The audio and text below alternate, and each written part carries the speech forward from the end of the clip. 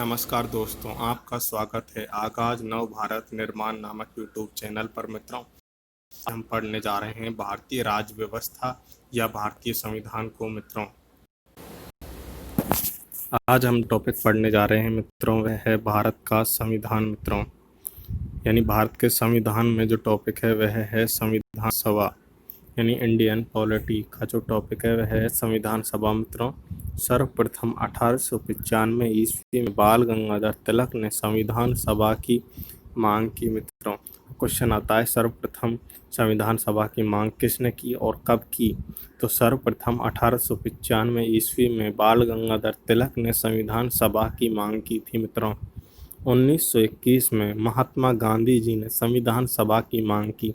अब यह क्वेश्चन आता है मित्रों, 1921-22 के दौरान महात्मा गांधी जी के द्वारा संविधान सभा की मांग की गई थी। मित्रों, तथा 1934 में एम.एन. रॉय यानी कि मानवेंद्र नाथ रॉय ने संविधान सभा की मांग की थी। सन 1934 में एम.एन. रॉय ने संविधान सभा की मांग की। अब क्वेश्चन नंबर 1, 1895 में बाल गंगाधर तिलक ने संविधान सभा की मांग की। 1921-22 के दौरान महात्मा गांधी जी ने संविधान सभा की मांग की तथा 1934 ईस्वी के दौरान एम.एन. रॉय ने संविधान सभा की मांग की। सन 1935 ईस्वी में कांग्रेस ने पहली बार आधिकारिक तौर पर संविधान की मांग की। यह बहुत इम्पोर्टेंट है। कांग्रेस ने पहली बार संविधान सभा की मांग कब की? कांग्रेस ने पहली बार संविधान सभा की मांग 1935 ईस्वी में की। मित्रों,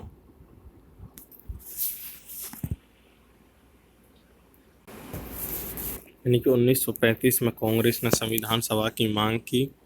सन 1938 ईस्वी में कांग्रेस के प्रतिनिधि के तौर पर पंडित जवाहरलाल नेहरू ने सार्वजनिक वयस्क मताधिकार के निर्वाचन के आधार पर संविधान सभा की मांग की। संविधान सभा की मांग वयस्क मताधिकार के आधार पर किसने की? तो संविधान सभा की मांग वयस्क मताधिकार के आधार पर पंडित जवाहरलाल नेहरू ने की। मित्रों, कब की? तो 1938 ईस्वी को की। सार्वजनिक वयस्क मतदान के अनुसार या आधार पर निर्वाचित संविधान सभा की मांग पंडित जवाहरलाल नेहरू ने की। सन 1940 को भारत में अगस्त प्रस्ताव आया। ब्रिटिश सरकार ने पहली बार संविधान सभा का प्रस्ताव रखा, यद्यपि संविधान सभा शब्द का उल्लेख नहीं किया गया।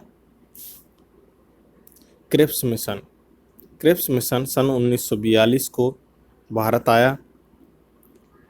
क्रिप्स मिशन भारत कब आया? तो क्रिप्स मिशन भारत आया सन 1942 को। मित्रों, निर्वाचित संविधान सभा का प्रस्ताव जो प्रांतीय विधानमंडल के निम्न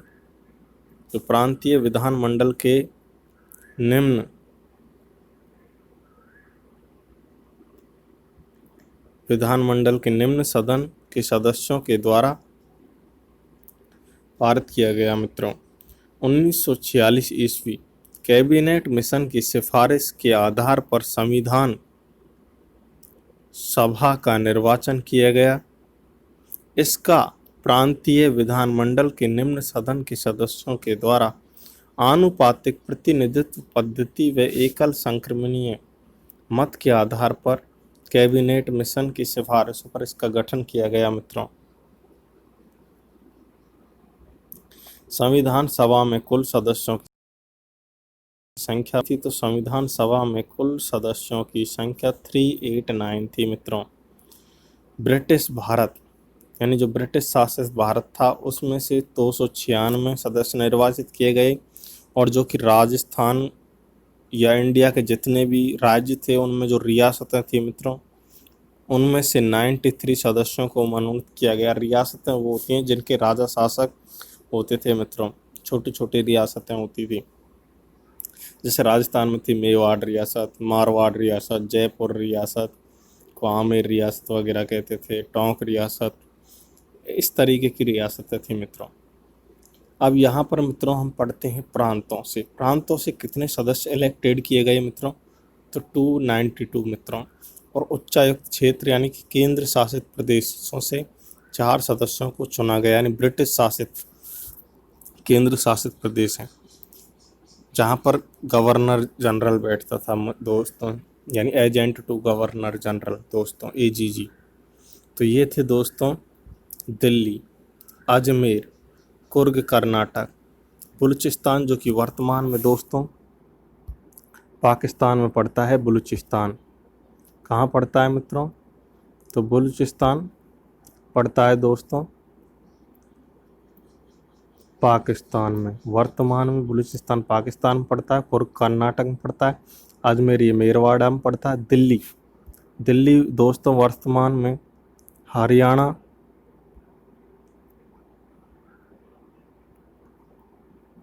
के आसपास का जो क्षेत्र है वही दिल्ली है दोस्तों। कुर्ग कर्नाटक से मित्रों,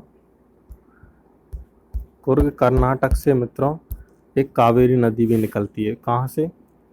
कुर्ग कर्नाटक से कौन सी नदी निकलती है मित्रों? कावेरी नदी। कुर्ग कर्नाटक से मित्रों एक कावेरी नदी भी निकलती है।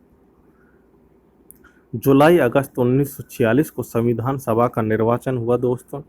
कांग्रेस के 208 सदस्य निर्वाचित हुए। जो भारत की संविधान सभा थी जिसमें कुल कितने सदस्य थे मित्रों? तो 389। 389 सदस्यों में से 292 सदस्य तो कहाँ से थे? प्रांतों से थे। और 4 सदस्य कहाँ से थे? उच्चायुक्त क्षेत्र से। और 93 सदस्य क्या थे दोस्तों? मनोनीत थे। आई रिपीट दोस्तों, भारत की संविधान सभा में टोटल कितने सदस्य थे? 389 सदस्य थे, जिसमें रियासतों से कितने थे दोस्तों? 93। और केंद्र शासित प्रदेशों यानी ब्रिटिश शासित प्रदेशों से कितने थे? 4, जहाँ पर एजीजी होते थे। 93 और ये हो गए 4 दोस्तों। इसके अलावा दोस्तों जो निर्वाचित सदस्य थे अन्य वो कितने थे दोस्तों? 292 सदस्य थे दोस्तों। अब जिस इन सदस्यों में जो 389 सदस्य थे दोस्तों संविधान सभा के, उनमें 208 सदस्य किसके थे दोस्तों? कांग्रेस के। 208 कांग्रेस के सदस्य थे जो कि निर्वाचित हुए थे। मुस्लिम लीग को दोस्तों 76 सीटें आरक्षित की गईं। उसमें से 73 सीटों पर मुस्लिम लीग के सदस्य निर्वाचित हुए थे दोस्तों। संविधान सभा के चुनावों के ठीक बाद मुस्लिम लीग ने संविधान सभा का बहिष्कार कर दिया। किस समिति या किस लीग ने संविधान सभा के चुनावों के ठीक बाद संविधान सभा का बहिष्कार कर दिया मित्रों? तो वह है मुस्लिम लीग मित्रों। कौन सी लीग? मुस्लिम लीग मित्रों। महात्मा गांधी एवं मोहम्मद अली जिन्ना ने चुनाव नहीं लड़ा दोस्तों संविधान सभा के लिए। किस किस ने संविधान सभा के लिए चुनाव नहीं लड़ा था दोस्तों? तो महात्मा गांधी एवं मोहम्मद अली जिन्ना ने संविधान सभा के लिए चुनाव नहीं लड़ा। संविधान सभा में महिला सदस्यों की संख्या कितनी थी? ये बहुत इंपॉर्टेंट पॉइंट है मित्रों। संविधान सभा में महिला सदस्यों की संख्या कितनी थी मित्रों? तो संविधान सभा में महिला सदस्यों की संख्या थी 15। जयप्रकाश नारायण व तेज बहादुर सप्रू ने संविधान सभा से त्यागपत्र दे दिया दोस्तों। किन सदस्यों ने संविधान सभा से त्यागपत्र दिया था मित्रों चुनाव लड़ने के बाद में? तो वे थे दोस्तों जयप्रकाश नारायण व तेज बहादुर सप्रू ने संविधान सभा से त्यागपत्र दे दिया था मित्रों। 9 दिसंबर 1946 को संविधान सभा की पहली बैठक बुलाई गई, जिसमें वरिष्ठतम सदस्य सच्चिदानंद सिन्हा जो कि बिहार के थे उन्हें अस्थायी अध्यक्ष बनाया गया। क्वेश्चन पूछा जाता है दोस्तों अस्थायी सदस्य किन्हें बनाया गया संविधान सभा का? तो सच्चिदानंद सिन्हा जो कि बिहार के रहने वाले थे। अस्थायी सदस्य तथा 2 दिन के लिए जो अध्यक्ष बनाया गया वो भी थे दोस्तों सच्चिदानंद सिन्हा संविधान सभा के। 11 दिसंबर 1946 को संविधान सभा की दूसरी बैठक बुलाई गई, जिसमें डॉक्टर राजेंद्र प्रसाद को संविधान सभा का स्थायी अध्यक्ष नियुक्त या निर्वाचित किया गया मित्रों। H.C. मुखर्जी को उपाध्यक्ष नियुक्त किया गया मित्रों।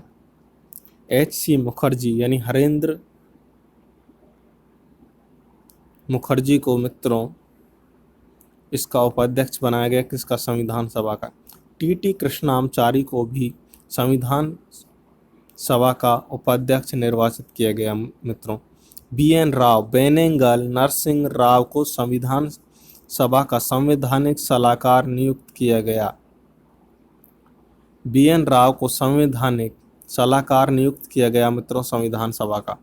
संविधान का पहला प्रारूप किसने बनाया मित्रों? तो संविधान का पहला प्रारूप बेनेगल नरसिंह राव ने तैयार किया था, जबकि अंतिम प्रारूप को प्रारूप समिति ने तैयार किया था मित्रों। प्रारूप समिति के अध्यक्ष कौन थे? तो डॉक्टर भीमराव अंबेडकर थे। 13 दिसंबर 1946 को पंडित जवाहरलाल नेहरू ने उद्देश्य प्रस्तावों को पास किया था मित्रों। अब दोस्तों क्वेश्चन आता है, उद्देश्य प्रस्तावों को किसने पास किया, वे कब पास किया दोस्तों? तो पंडित जवाहरलाल नेहरू ने 13 दिसंबर 1946 को संविधान सभा में उद्देश्य प्रस्तावों को पढ़कर सुनाया था या पेश किया था मित्रों। 22 जनवरी 1947 को संविधान सभा ने उद्देश्य प्रस्तावों को पारित कर दिया। अब ये क्वेश्चन इंपॉर्टेंट है मित्रों, ये दोनों ही पॉइंट। संविधान सभा ने उद्देश्य प्रस्तावों को कब पारित कर दिया मित्रों? तो संविधान सभा ने उद्देश्य प्रस्तावों को 22 जनवरी 1947 को पारित कर दिया था दोस्तों। उद्देश्य प्रस्तावों की मुख्य विशेषताएं क्या हैं? तो दोस्तों उद्देश्य प्रस्तावों की मुख्य विशेषताएं संप्रभु व एकीकृत राष्ट्र की स्थापना को करना, लोकतांत्रिक गणराज्य की स्थापना करना, नागरिकों को सामाजिक आर्थिक राजनीतिक न्याय प्रदान करना, नागरिकों को मूल अधिकार प्रदान करना, विचार और अभिव्यक्ति की स्वतंत्रता प्रदान करना, धर्मनिरपेक्ष राष्ट्र की स्थापना करना आदि। ये सभी उद्देश्य प्रस्तावों की मुख्य विशेषता हैं मित्रों। उद्देश्य प्रस्ताव में संविधान सभा के लिए दिशा निर्देशिका थी, जिसमें संविधान के आदर्शों को इसमें शामिल किया गया था। संविधान सभा की महत्वपूर्ण समितियां मित्रों, महत्वपूर्ण कुछ समितियां: संघीय संविधान समिति, संघीय शक्ति समिति, प्रांतीय शक्ति समिति। अब दोस्तों शक्ति का प्रदर्शन कौन करता है मित्रों? जो सबसे ज़्यादा पैसे वाला हो, तो सबसे ज़्यादा उस समय पैसे वाले थे पंडित जवाहरलाल नेहरू।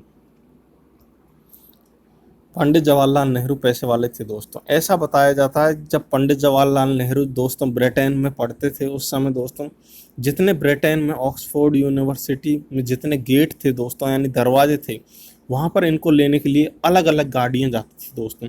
क्या पता पंडित जवाहरलाल नेहरू जी कौन से गेट से बाहर निकलें, उन्हें इंतजार ना करना पड़े दोस्तों। इतने पैसे वाले थे दोस्तों पंडित जवाहरलाल नेहरू के पिता।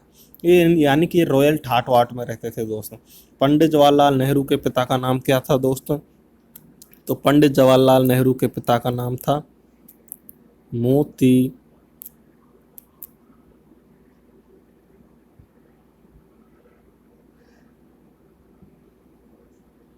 पंडित जवाहरलाल नेहरू के पिता का नाम था दोस्तों, क्या था? तो मोतीलाल नेहरू था मित्रों। जैसा कि मैंने आपको अभी बताया था, मोती से याद रखना, मोती भी कीमती होता है मित्रों। और जवाहरलाल नेहरू पैसे वाले थे, तो मोतीलाल नेहरू था मित्रों। अगर आप पंडित जवाहरलाल नेहरू के पिता का नाम भूल जाएं तो इसी ट्रिक से याद रख सकते हैं मित्रों। यानी कि संघीय संविधान समिति, संघीय शक्ति समिति और प्रांतीय शक्ति समिति, इन तीनों समितियों के अध्यक्ष थे पंडित जवाहरलाल नेहरू। प्रांतीय संविधान समिति के अध्यक्ष थे सरदार वल्लभ भाई पटेल। यानी दोस्तों प्रांतों का एकीकरण, राज्यों रजवाड़ों का एकीकरण में मुख्य योगदान किसका रहा दोस्तों? तो मुख्य योगदान रहा था सरदार वल्लभ भाई पटेल का दोस्तों। अब दोस्तों सरदार वल्लभ भाई पटेल की जब हम बात कर रहे हैं, तो सरदार वल्लभ भाई पटेल को क्या क्या कहा जाता है दोस्तों? तो सरदार वल्लभ भाई पटेल को भारत का क्या कहते हैं दोस्तों? लोहे पुरुष। भारत का लोहे पुरुष किसे कहा जाता है? तो सरदार वल्लभ भाई पटेल को भारत का लोह पुरुष कहा जाता है मित्रों। क्या कहा जाता है? सरदार वल्लभ भाई पटेल को भारत का लोह पुरुष और बिस्मार्क भी कहा जाता है। प्रांतीय संविधान समिति के अध्यक्ष बता दिए गया पर सरदार वल्लभ भाई पटेल थे। मूल अधिकार, अल्पसंख्यक, अनुसूचित व जनजातीय क्षेत्रों तथा बाह्य क्षेत्रों के लिए समिति बनी, उनके अध्यक्ष थे सरदार वल्लभ भाई पटेल मित्रों। मूल अधिकार उप समिति के अध्यक्ष कौन थे? तो JB कृपलानी थे मित्रों। अल्पसंख्यक के लिए उप समिति जो बनी थी उनके अध्यक्ष थे दोस्तों H.C. मुखर्जी दोस्तों। अनुसूचित व जनजातीय क्षेत्र की जो उप समिति थी उसके अध्यक्ष थे गोपीनाथ बारदोलई। प्राय व आंशिक ब्राह्य क्षेत्र के लिए उप समिति के अध्यक्ष थे दोस्तों A.V. ठक्कर। अब दोस्तों आगे बढ़ते हैं। प्रारूप समिति। प्रारूप समिति में कुल कितने थे मित्रों? तो प्रारूप समिति में मित्रों कुल 7 सदस्य थे। कितने सदस्य थे मित्रों? तो 7 सदस्य थे प्रारूप समिति में। प्रारूप समिति में कुल 7 सदस्य थे। प्रारूप समिति में कुल 7 सदस्य थे। Doctor Bhimrao Ambedkar, Gopalaswami Ayyangar, Krishnaswami Iyer, K.M. Munshi, Mohammad Saadulla, N. Madhavrao, T.T. Krishnamachari. दोस्तों N. माधवराव ने त्यागपत्र दे दिया। B.L. मित्र ने जब त्यागपत्र दिया था दोस्तों तो उनकी जगह आए थे N. माधवराव। और D.P. खेतान की मृत्यु हो गई दोस्तों तो उनकी जगह आए थे T.T. कृष्णामचारी मित्रों। संविधान सभा में किसके त्यागपत्र के बाद में कौन सदस्य आए? तो संविधान प्रारूप समिति में दोस्तों तो B.L. मित्र के त्यागपत्र के बाद N. माधवराव आए और D.P. खेतान जो कि प्रारूप समिति के सदस्य थे उनकी मृत्यु के बाद T.T. कृष्णामचारी, यानी 2 सदस्यों ने दोस्तों प्रारूप समिति का त्याग किया। प्रारूप समिति के अध्यक्ष कौन थे? ये क्वेश्चन बहुत बार आता है। तो डॉक्टर भीमराव अंबेडकर को दादा साहेब भी कहते हैं। इसके बाद प्रारूप समिति ने 60 देशों के संविधान का अध्ययन किया और उससे भारतीय संविधान का प्रारूप तैयार किया। प्रारूप समिति ने कितने देशों के संविधान का अध्ययन कर भारत के संविधान को बनाने में भूमिका तैयार की दोस्तों? तो 60 देशों के संविधान का अध्ययन किया।